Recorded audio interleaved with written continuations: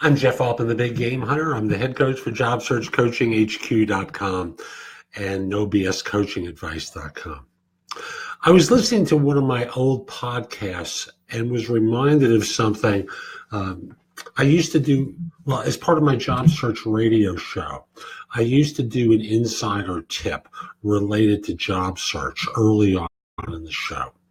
And I referenced someone, a good friend of mine, Alan Hunkins, who had written an article at that time for LinkedIn. It was about public speaking, but I remember at the time talking about how it also applied to interviewing.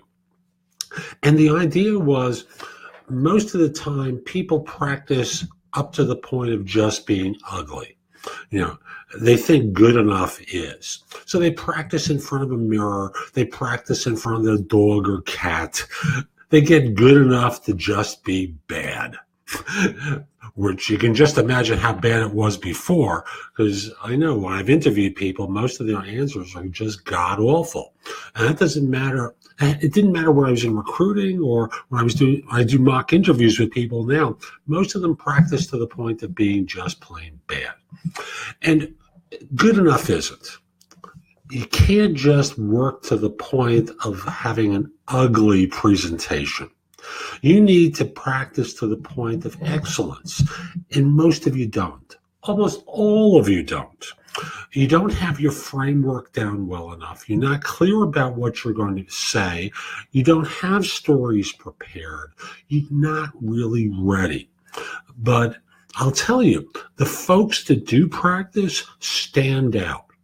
They really distinguish themselves from all the others who come across as bad amateurs.